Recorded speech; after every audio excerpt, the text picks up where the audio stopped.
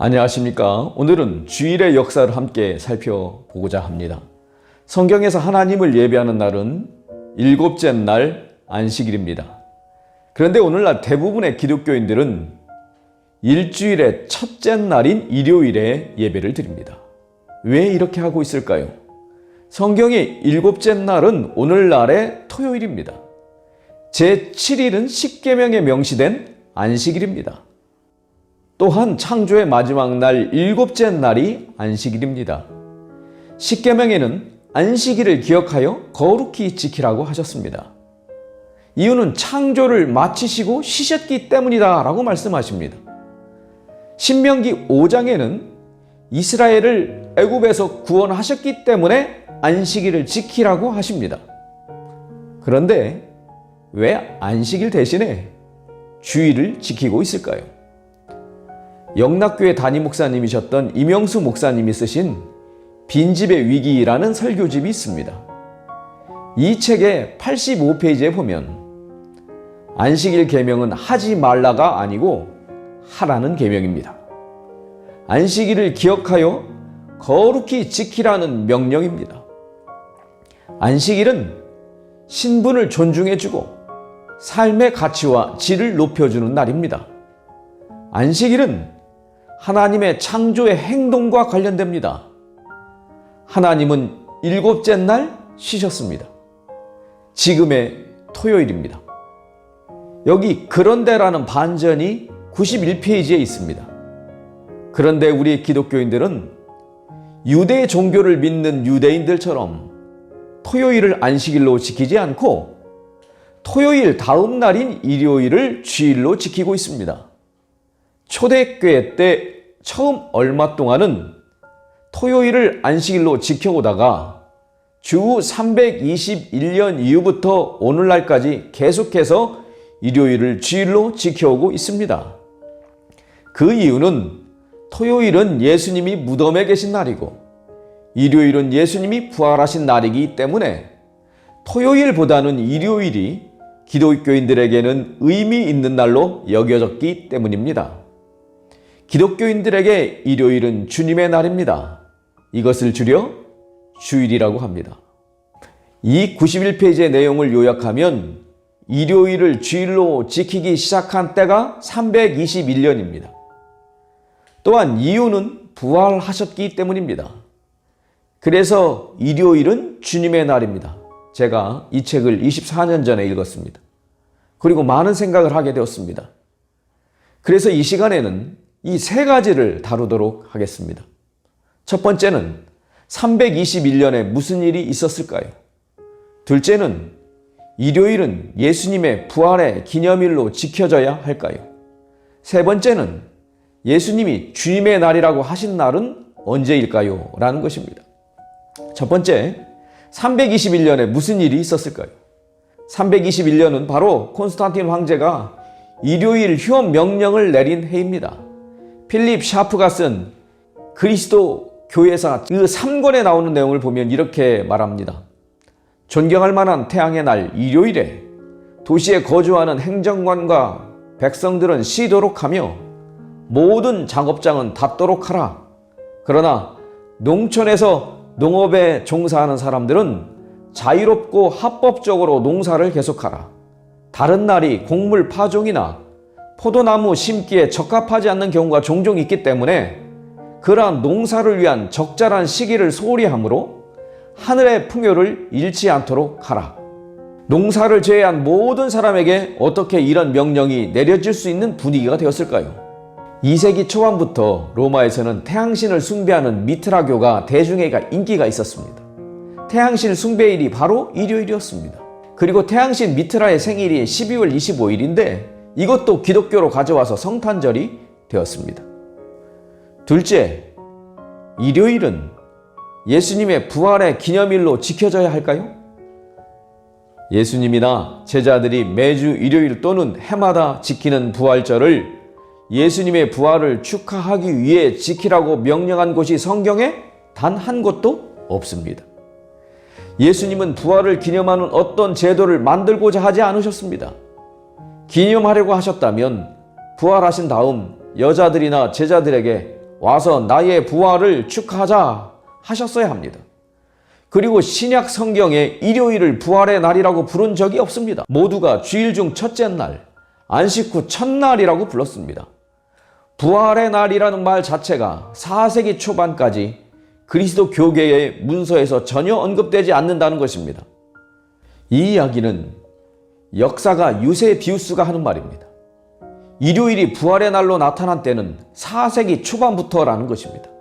특별히 325년 니케아 종교회의에서 태양의 날 일요일을 부활절로 성수하도록 결의하였다는 것입니다. 이것은 안식일을 일요일로 옮기려는 공식적인 시도였다는 것입니다. 명분은 그리스도의 부활이었습니다. 그래서 예배일이 아닌 부활을 기념하는 날로 일요일 집회를 공식화하였습니다.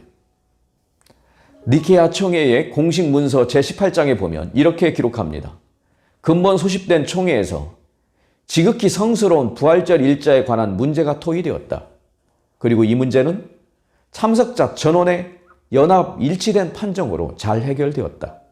즉, 이 부활절은 각처에 있는 모든 그리스도인들이 같은 한 날에 반드시 준수되어야 한다는 것이다. 1994년 1월 1일자 중앙일보는 이렇게 기록합니다.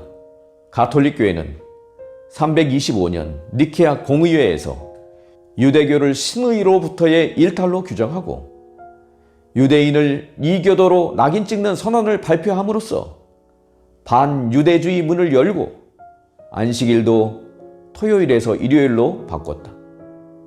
세 번째, 예수님이 주님의 날이라고 하신 날은 언제일까요? 마가복음 2장 27절로 28절에 보면 쉬운 성경에 이렇게 말씀합니다. 예수님께서 바리새파 사람들에게 말씀하셨습니다. 안식일은 사람을 위해 생긴 것이지 사람이 안식일을 위해 생긴 것이 아니다. 그러므로 인자가 안식일의 주인이다. 주님의 날은 안식일입니다. 성경에 일요일은 언제나 안식 후 첫째 날입니다. 성경에서 일요일을 주일이라고 부른 일은 없습니다. 성경은 일요일을 주님의 날이라고 하지 않습니다. 일요일을 주님의 날, 주일로 부르기 시작한 것은 343년 사르디카 회의에서 결정한 것입니다. 343년 사르디카 회의에서는 태양의 날 일요일을 부활의 날이라는 미명 아래 일요일 신성론을 부각시키면서 주의 날로 개칭하고 교역자가 여행에서 주의 날을 3번 범하면 제명시킬 것을 종교 제11장에 명시하였습니다. 주의 날 일요일에 대한 주장이 이 가톨릭과 개신교가 다릅니다. 가톨릭은 성경에 그 근거가 없다는 것입니다. 그래서 박도식 신부님이 쓴 가톨릭 교회의 교리를 문답식으로 설명하는 무엇을 하는 사람들인가 라는 책에 보면 그 책 746페이지에 이렇게 말합니다. 신약 성경에 분명히 일요일을 주일로 지키라는 말은 없습니다. 교회의 권위로 정한 것 뿐입니다. 가톨릭 교회의 기본스가 쓴 교부들의 신앙 108페이지에 보면 이렇게 말합니다. 주일을 거룩하게 지킬 의무의 예를 들어보자. 이는 물론 신자의 가장 중대한 의무의 하나이지만 성서에서는 그에 대한 명백한 구절을 하나도 찾아볼 수 없다. 성서의 안식일은 토요일이지 일요일은 아니다. 그런데 개신교의 종교개혁 정신은 오직 성경, 오직 믿음, 오직 은혜입니다. 그래서 성경에 근거해야 하기 때문에 주일 예배의 근거로 제시하는 성경절들이 있습니다. 그 첫 번째가 요한복음 20장 19절입니다. 두 번째는 사도행전 20장 7절입니다. 세 번째는 고린도전서 16장 2절 말씀입니다. 요한복음 20장 19절은 이렇게 말씀합니다. 유대인들을 두려워하여 모인 곳에 문을 닫았더니 예수께서 오사 그들 가운데 서서 이르시되 너희에게 평강이 있을지어다. 유대인들을 두려워하여 모인 곳에 문을 닫고 있는 것입니다. 예배를 드리는 날이 아닙니다. 사도행전 20장 7절 말씀입니다. 바울이 이튿날 떠나고자 하여 그들에게 강론할세 말을 밤중까지 계속하며 바울이 이튿날 떠나려고 하기 때문에 밤새도록 강론했다는 것입니다. 일요일 준수의 성경절이 절대로 아닙니다.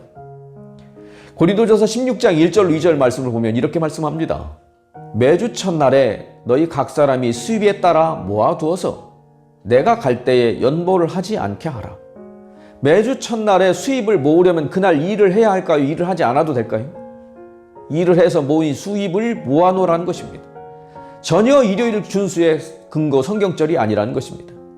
그러면 마지막으로 주장하는 성경절이 있습니다. 요한계시록 1장 10절 말씀입니다. 사도 요한이 말한 주의 날이란 어떤 날입니까? 그 외에 사도 요한은 그날을 주의 날이라고 불렀을까요? 주의 날의 의미가 무엇일까요? 당시 로마 황제 도미티아누스는 자신을 신격화하면서 황제 숭배를 강요했고 많은 사람들을 죽였습니다. 그래서 요한은 황제 숭배일이 아닌 창조주 하나님, 구원하신 하나님을 예배하는 날, 주의 날을 말하고 있다는 것입니다. 우리의 신앙의 근본이 진정 하나님의 말씀, 성경이 있습니까? 아니면 누군가가 만들어 온 혼합 신앙이 있습니까? 종교박해라는 무서운 현실 앞에서 자신과 가족의 생명을 지키기 위한 노력을 하는 것을 아픈 마음으로 연구하면서 우리의 신앙은 어떠한가를 돌아보게 됩니다. 예수님이 말씀하지도 않으셨고 제자들이 말씀한 것도 아니고 초대교회가 지킨 것도 아니고 결국은 4세기가 돼서야 기독교 역사에 기록되기 시작했다고 하는 것입니다. 그 일을 위해 종교회의가 계속되었습니다. 역사가 흐르다 보면 당연하게 여기는 것들이 생겨납니다. 이런 것들이 오늘 우리의 믿음의 바탕을 흔들리게 하는 것들입니다. 진리를 알아가는 축복, 진리 안에 살아가는 축복을 누리면서 사시기 바랍니다. 변하지 않으시는 하나님, 그리고 그분이 주신 말씀. 누가 뭐라고 해도 믿음을 지켰던 믿음의 선배님들처럼 타협하지 마시고 진리 안에 살아가는 축복을 누리시기를 바라며 오늘 말씀을 마치겠습니다. 감사합니다.